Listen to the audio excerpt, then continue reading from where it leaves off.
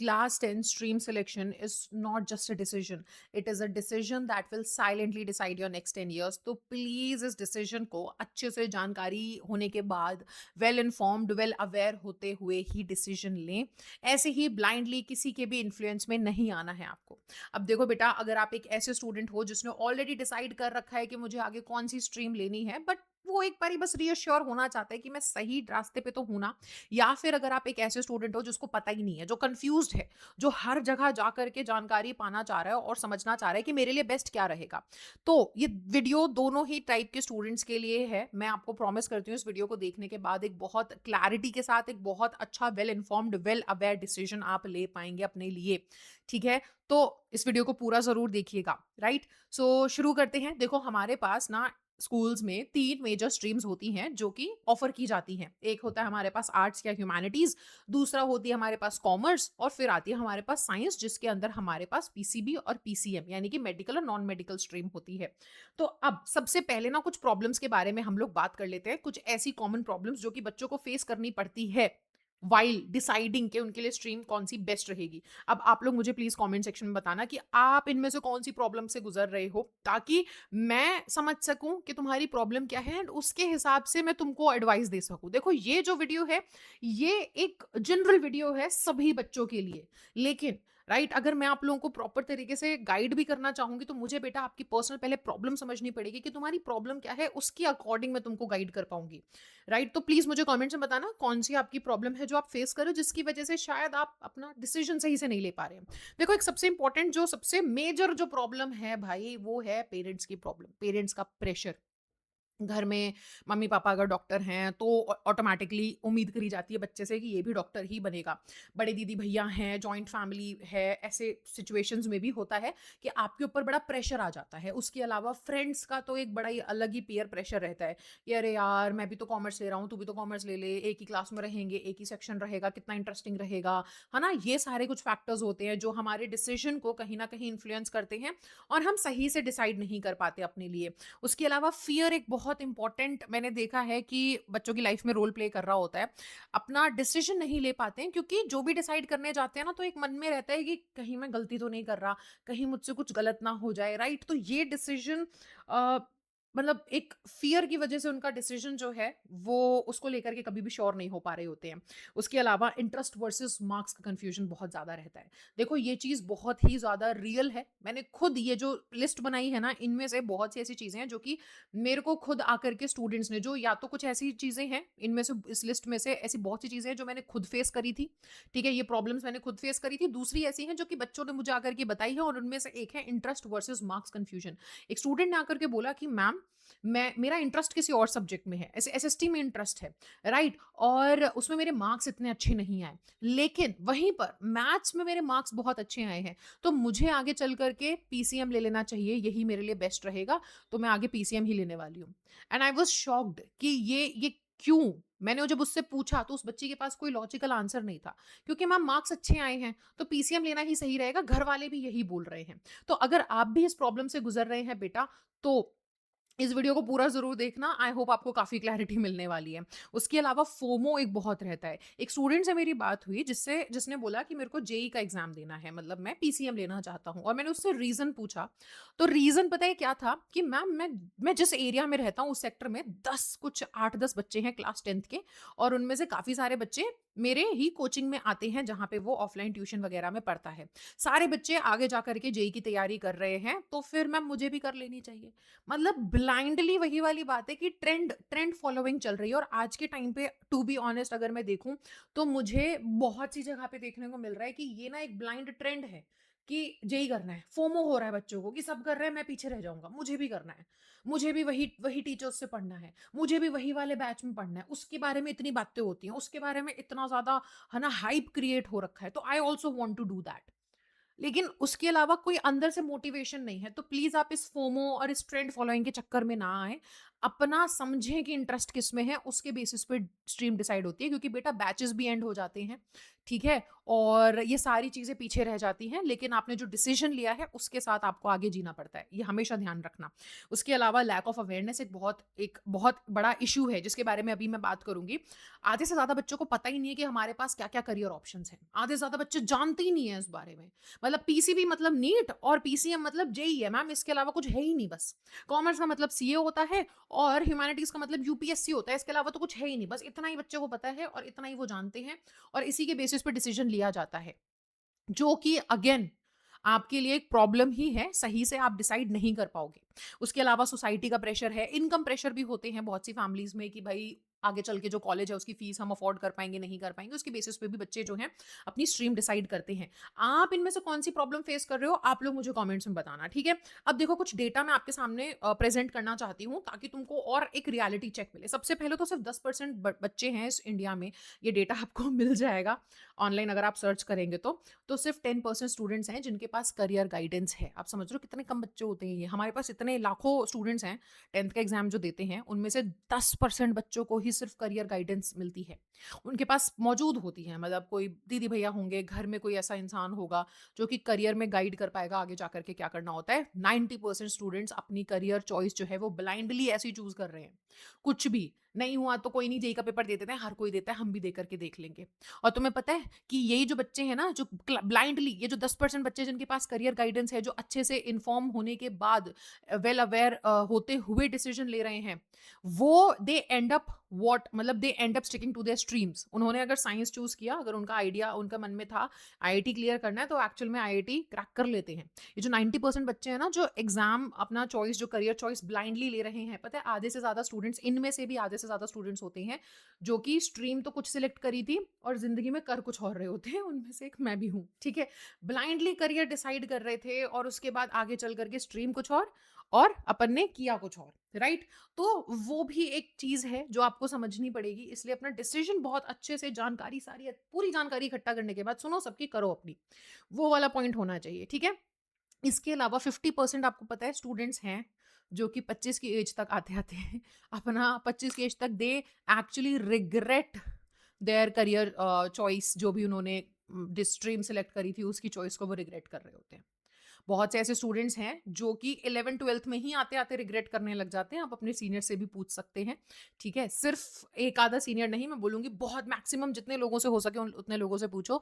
Maximum ऐसे होंगे जो कि करियर के लिए अपना मतलब रिग्रेट कर रहे होते हैं कि यार ये नहीं करना चाहिए था, ये करना चाहिए था, हमसे ये गलती हो गई। उनकी गलती से आप सीख सकते हो, ठीक है? जो उन्होंने गलती करी वो आपसे ना होए। एंड अब आती है मेजर चीज़, 93% स्टूडेंट्स को सिर्फ 7 ट्रेडिशनल करियर्स के बारे में पता है। इतने सारे बच्चे, मतलब इन्फॉर्मेशन है ही नहीं स्टूडेंट्स के पास।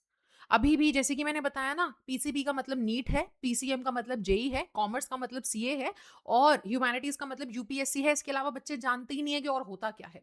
इसके अलावा भी बहुत सी स्ट्रीम्स होती है बेटा। अगर आप, ऐसा बहुत से बच्चे होंगे जिनका कोई एम नहीं है नीट क्लियर करने का, भाई वो नहीं है इंटरेस्टेड जेई का पेपर देने में, लेकिन उनको पीसीएम चूज करनी है, वो पीसीएम में इंटरेस्टेड है, जेई के पेपर में इंटरेस्टेड नहीं है। वो पीसीबी इन सब्जेक्ट्स में इंटरेस्टेड हैं, उनको अच्छे लगते हैं ये सब्जेक्ट्स, लेकिन उनका नीट देने में कोई इंटरेस्ट नहीं है, राइट? कॉमर्स में बहुत से ऐसे बच्चे होंगे जिनको पसंद है वो सभी सब्जेक्ट्स, लेकिन उनको सीए नहीं बनना।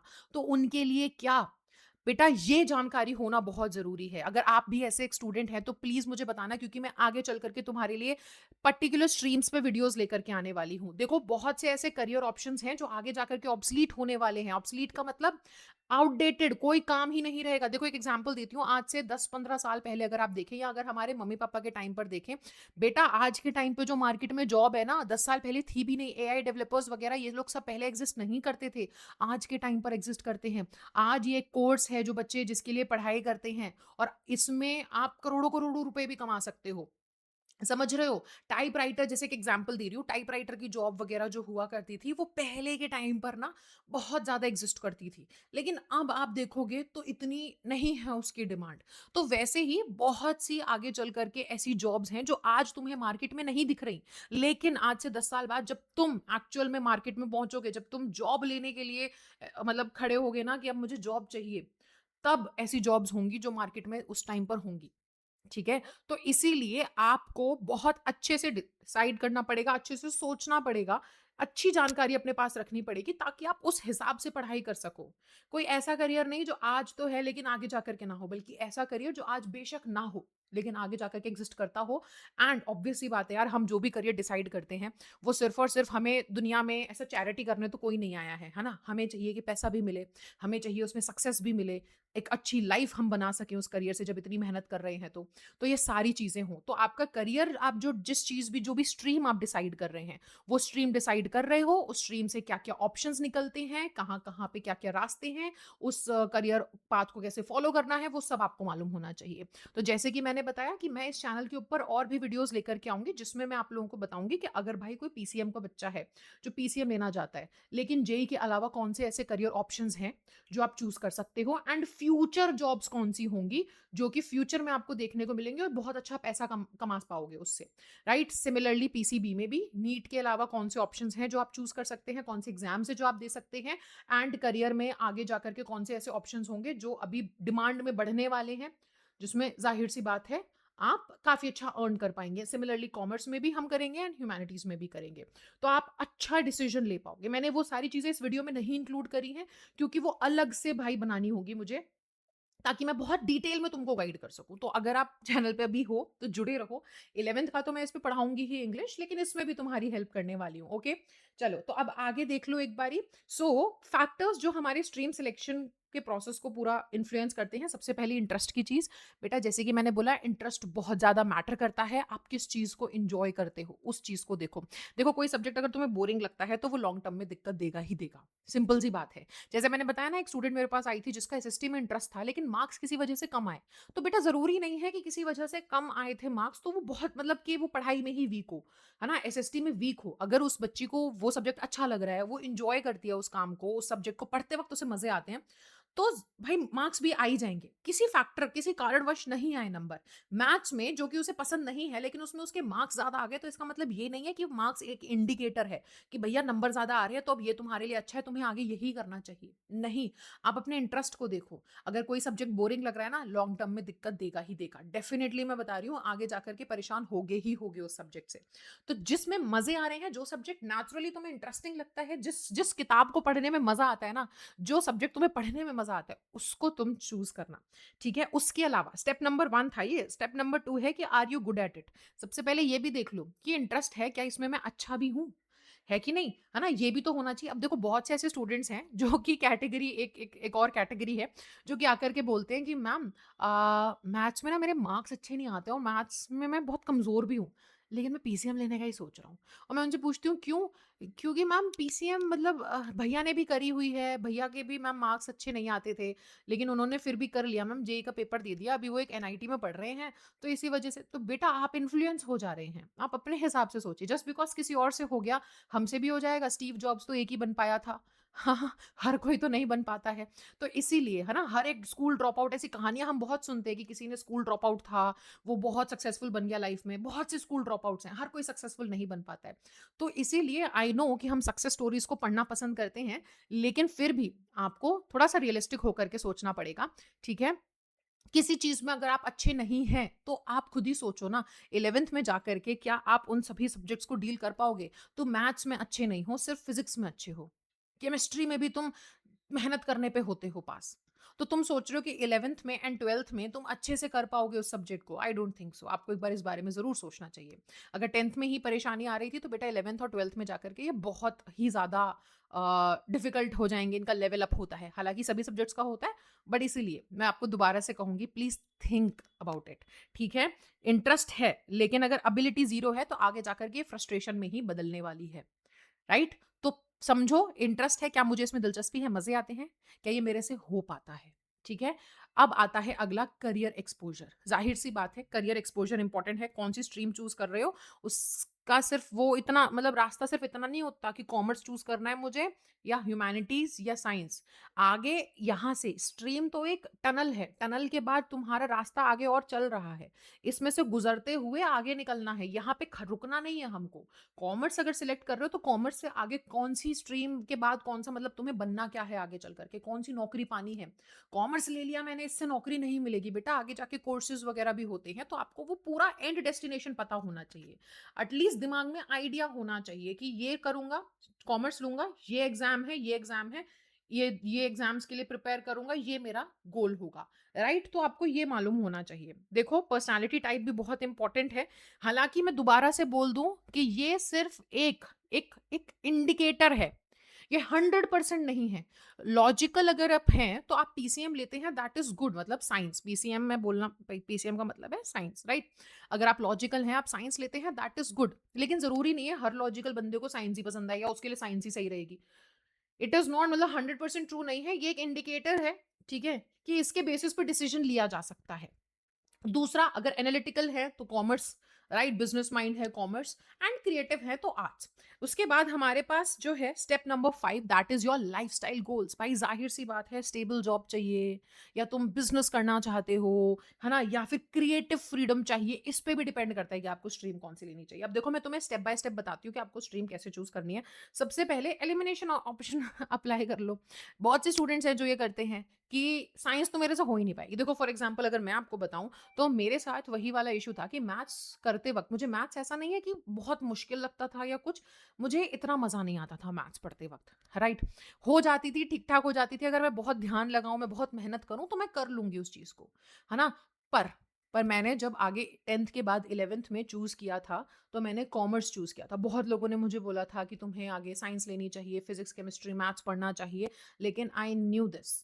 मेरे को एक अच्छी प्रॉपर गाइडेंस मिली थी। मेरी बड़ी बहन ने मुझे गाइड किया था, जिन्होंने मुझे ये चीज़ बताई थी कि भाई देखो लॉजिकली खुद सोचो। और मैं आज आपको ये चीज़ कहना चाहती हूँ बेटा, अगर आप किसी भी इस तरीके के जाल में फँस रहे हो या आप इस चीज़ में आ रहे हो बातों में कि मैम मैं मैथ्स में अच्छा नहीं हूँ, हालाँकि मैं फिज़िक्स में अच्छा हूँ बट केमिस्ट्री भी मैम ठीक-ठीक है, मैं बहुत मेहनत कर लूँगा ना तो मेरे से हो जाएगा।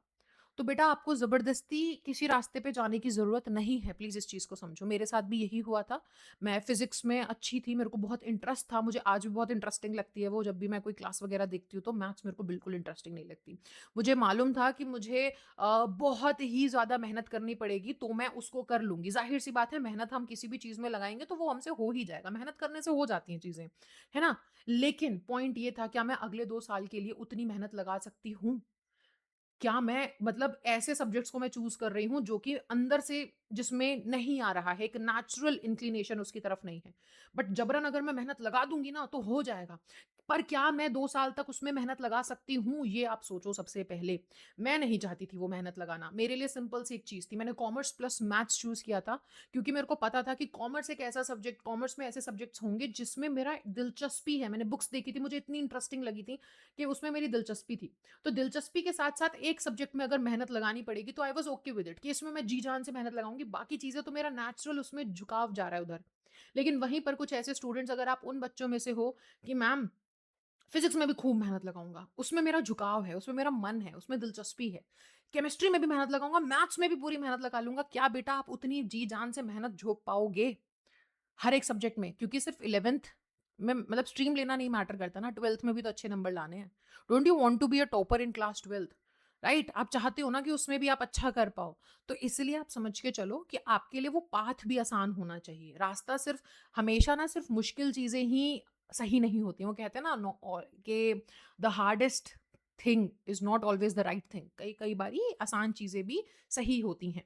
तो इसलिए डिसीज़न उस हिसाब से लें, एलिमिनेट कर सकते हो। पीसीएम अगर नहीं पसंद है, पीसीबी नहीं पसंद है, तो मैम कॉमर्स लेना चाहिए, आर्ट्स लेना चाहिए। अगर आप 2 में कन्फ्यूज़ हो, कंपेयर कर लो। फिर कंपेयर किस बेसिस पे करो? इंटरेस्ट के बेसिस पे करो। इंटरेस्ट किसमें ज़्यादा आ रहा है? क्या मुझे ज्योग्राफी, हिस्ट्री ये सब पढ़ने में ज़्यादा इंटरेस्ट है या फिर मैं अकाउंटेंसी बीएसटी पढ़ लूंगा, साथ ही साथ डिफिकल्टी देख लो और फिर करियर स्कोप देख लो कि किसमें क्या करियर स्कोप निकल रहा है, उस हिसाब से आप डिसाइड कर सकते हो। रियलिटी चेक बहुत इंपॉर्टेंट है। Talk to your seniors, talk to the people जो उस स्ट्रीम में है। बुक्स उठाओ, यूट्यूब पे वीडियोस देखो, ताकि तुम्हें पता चल सके कि भाई एक्चुअल में रियलिटी क्या है। जेई के क्वेश्चंस देखे, पेपर देखा, प्रिपरेशन देखी, बच्चे कैसे पढ़ रहे हैं, क्या सिलेबस है, सब कुछ देखो, उसके बाद डिसाइड करो। एंड जैसे कि मैंने बताया, सीनियर्स वगैरह तो हेल्प करेंगे ही करेंगे, राइट। और सिर्फ वही नहीं, बल्कि मैं भी हूँ हेल्प करने के लिए। तो अब डूज एंड डोंट्स आपको क्या करने हैं बेटा, सबसे इंपॉर्टेंट चीज, लास्ट कुछ टिप्स हैं आपके लिए। It is about you. Stream selection is about you, not about someone else. Please मेरे इन शब्दों को ध्यान रखना, ठीक है। जब आप कोई कुछ डिसीजन लेना चाह रहे होते हैं, जब आप कुछ डिसाइड करने जाते हैं, दुनिया आती है आपको बताने के लिए। लेकिन जब आप डिसीजन लेने के बाद कभी फंस जाते हैं, तो मदद करने के लिए उतने लोग नहीं आते। अगर आप कोई प्रेशर में आकर के डिसीजन ले भी लेते हैं, तो घर वाले बोलेंगे ये स्ट्रीम ले लो, वो कर लो, वो कर लो, लेकिन जिस दिन नंबर नहीं आएंगे, डांट भी उन्हीं से सबसे पहले पड़ेगी। तो इसलिए डिसीजन अपने हिसाब से लें, क्योंकि it is about you, it is about your life, it is all about you. Do not make it about someone else. It is not about your parents, it is not about तुम्हारी दीदी भैया ने क्या किया था, तुम्हारे बारे में है ये। अपने आप को तुमसे ज्यादा अच्छे से कोई नहीं जानता। तो आप उस हिसाब से डिसीजन लें, रिसर्च अच्छे से करें, ठीक है। उसके अलावा गाइडेंस के लिए मैं हूं ही यहाँ पर। एंड बैकअप ऑप्शंस हमेशा रखना है। स्ट्रीम में ऑब्वियसली आप बोलोगे मैम स्ट्रीम में क्या बैकअप ऑप्शन, साइंस ले लिया तो पीसीबी थोड़ी कर सकता हूँ, या कॉमर्स ले लिया तो कैंसिल करके आर्ट्स में थोड़ी जा सकता हूँ। बेटा ऑप्शंस में करियर पाथ अगर आप देख रहे हो कि कॉमर्स से अगर 4-5 करियर पाथ निकल रहे हैं, तो ये नहीं हुआ तो ये, तो बैकअप हमेशा होना चाहिए। दूसरी चीज, भीड़ को ना फॉलो करें, ठीक है। भीड़ के साथ आकर के अगर कोई भी डिसीजन लिया जाता है, उसमें नुकसान ज्यादा होता है फायदे से। बेस्ड ऑन मार्क्स ओनली, सिर्फ और सिर्फ अपना डिसीजन मार्क्स के बेसिस पे ना ले। नंबर अच्छे आ रहे हैं तो मुझे कर लेना चाहिए, इंटरेस्ट वगैरह क्या तुमसे हो पा रहा है, क्या तुम उसमें अच्छे हो, क्या उसमें करियर इतना अच्छा हो पाएगा, वो सब मैटर करता है। उसके अलावा इंटरेस्ट को इग्नोर कभी नहीं करना है, हमेशा ध्यान रखना। अब मैं सिंपल सी एक चीज बोलूंगी, मैं आज एक टीचर हूँ बिकॉज मैंने कॉमर्स करी थी, बट मैं एक टीचर हूँ बिकॉज मेरा इंटरेस्ट था पब्लिक स्पीकिंग में। आई यूज टू लव इट। मैं स्कूल्स में, डिबेट कॉम्पिटिशन्स में, या छोटे मोटे जहाँ पे भी मुझे मौके मिलते थे, जहाँ पे मुझे स्टेज पे खड़े होकर के बोलने का मौका मिलता था, चाहे फिर वो मुझे एंकरिंग हो या फिर कोई डिबेट कॉम्पिटिशन हो या कुछ भी हो, मुझे उसमें मज़े आते थे। And I really use to love the subject that I teach, English. And मैंने अपने इंटरेस्ट को और अपनी स्किल्स को कंबाइन करके करियर चूज़ किया, जिसमें आज मैं सक्सेसफुल भी हूँ और मैं बहुत खुश हूँ। हालांकि मेरे मम्मी पापा उस चीज़ से खुश नहीं थे, but today they are happy with it. तो आप उसी हिसाब से चूज़ करें कोई ऐसी चीज़ जिसमें तुम्हारी दिलचस्पी है और स्किल्स भी हैं। जब तुम्हारा इंटरेस्ट और तुम्हारी स्किल्स कंबाइन हो जाएंगी, उससे अच्छा करियर तुम्हारे लिए कोई नहीं होगा। You love every single day of your life, right. I love it. मुझे तुम लोगों को पढ़ाने में बहुत मजे आते हैं, बिकॉज मैंने अपनी इंटरेस्ट को, अपनी स्किल्स को समझा और उस हिसाब से करियर चूज किया, जो कि नेचुरली मेरे अंदर से आता है, जिसमें दिलचस्पी नेचुरल है। समझे, मुझे कोशिश नहीं करनी पड़ रही है इसके लिए, मुझे मेहनत नहीं लगानी पड़ रही है इसके लिए। I enjoy doing it. तो ऐसा करियर होना चाहिए। ऐसे ही स्ट्रीम भी डिसाइड कीजिएगा, इंटरेस्ट बहुत मैटर करता है। और ऑल्सो मैं दोबारा से बता दूं कि मैं हेल्प करने के लिए हूँ यहाँ पर। कोई भी प्रॉब्लम है प्लीज़ मुझे कमेंट्स में बताना, right. Also you can talk to me, you can join the Telegram channel जो कि डिस्क्रिप्शन में है। आप मेरे को इंस्टाग्राम पे टेक्स्ट कर सकते हो, कोई भी अगर प्रॉब्लम आती है। Feel free to reach out. ये मेरा इंस्टाग्राम आईडी है, ठीक है। एक और चीज़, आगे इस चैनल के ऊपर जैसे कि मैंने बताया, मैं वीडियोस अपलोड करूँगी साइंस स्ट्रीम के लिए, ह्यूमैनिटीज़ एंड कॉमर्स स्ट्रीम के लिए, कि आपके इन स्ट्रीम से कौन से करियर ऑप्शंस निकलते हैं, कैसे उस करियर ऑप्शन को चूज़ करना है, क्या एग्जाम्स देने होते हैं, वगैरह वगैरह सारी चीज़ें। आगे जाके फ्यूचर करियर ऑप्शंस कौन से होंगे जो आज के टाइम पे नहीं है बट फ्यूचर में बूम करने वाले हैं, वो सभी के ऊपर। तो आगे आप ये वीडियोस भी एक्सपेक्ट कर सकते हैं, तो चैनल को ज़रूर सब्सक्राइब करे रखना, ठीक है। अगर नहीं करा है तो कर देना। ऑल्सो क्लास 11th की क्लासेस भी जल्दी ही स्टार्ट होने वाली हैं। तो आई विल सी यू, तब तक के लिए bye bye guys, take care and thank you so much everybody.